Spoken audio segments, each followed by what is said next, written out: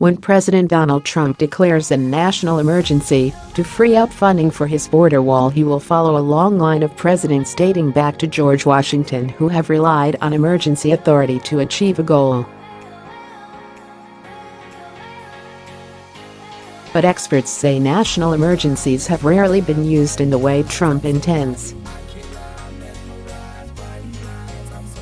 Trump is expected to declare an emergency as early as Friday as a mechanism to unlock pots of federal money he can then use to build portions of a border barrier, a central promise of his 2016 campaign. He will also sign a bipartisan bill that sets aside $1.375 billion for barriers, far short of the $7 billion he has demanded. Presidential emergencies often led to bitter partisan disputes and occasionally wind up in court, but they are relatively common. The United States is already subject to more than 30 national emergencies, including one signed in 1979 by President Jimmy Carter days after the Iranian hostage crisis began. They're declared for all kinds of things, said Kim Lane Chappell, a professor at Princeton University's Center for Human Values. They're absolutely common, which is why nobody blinks an eye about the whole thing, and then you get a case like this. Since 1976, when Congress passed the National Emergencies Act, presidents have declared at least 59 states of emergency, not counting disaster declarations for weather events, according to the nonpartisan Brennan Center for Justice. Dozens remain in effect, extended by subsequent presidents. The Militia Acts of 1792 gave Washington authority to take over state militias during the Whiskey Rebellion. In perhaps the best-known use of emergency powers from history, President Abraham Lincoln established a blockade on the ports of southern states and suspended habeas corpus without congressional approval. In modern times, presidents have far more frequently used emergency powers to impose sanctions. They have sometimes used them to seize property and call up the National Guard. After the terrorist attacks in 2001, President George W. Bush signed an order giving him broad powers. A subsequent executive order, signed in November of that year, activated the same law the White House may be considering now for the wall, a provision that allowed the president to redirect military construction money for other purposes. In 2009, President Barack Obama declared a state of national emergency for the H1N1 swine flu pandemic. That emergency, which expired a year later, allowed for waivers of some Medicare and Medicaid regulations, for example, permitting hospitals to screen or treat an infectious illness off-site and to waive medical privacy laws. Elizabeth Goitain, co-director of the Brennan Center's Liberty and National Security Program, said few would have disputed that a state of emergency existed after the 9/11 attacks.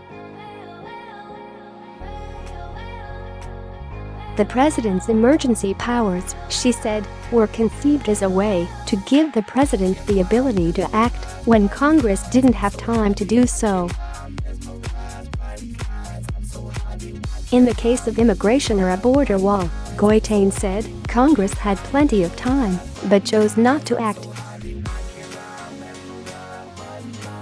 This is a situation in which the powers are being used to get around the express will of Congress, she said.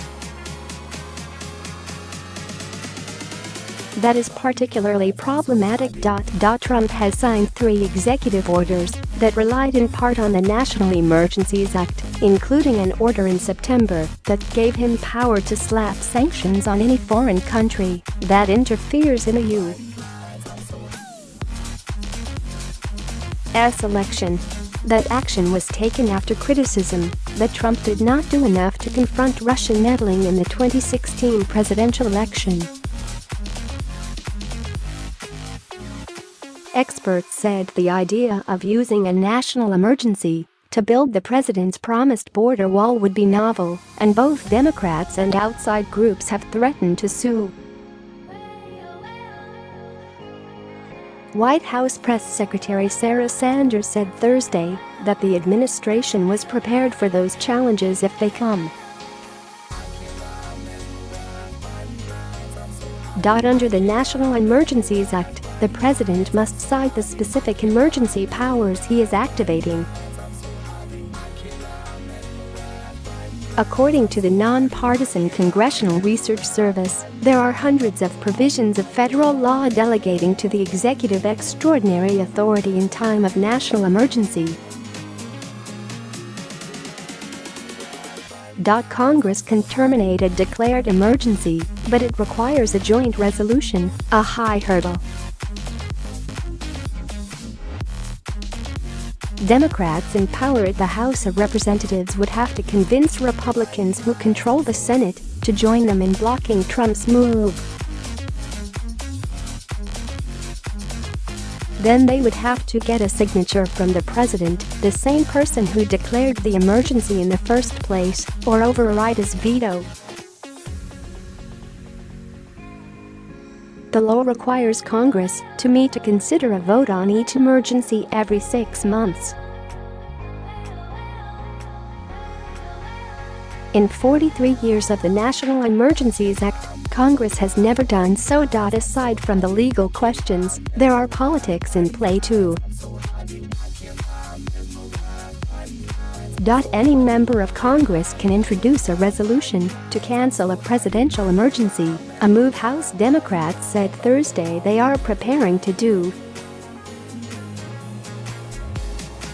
That would force a vote on the issue, putting Republicans in an uncomfortable position.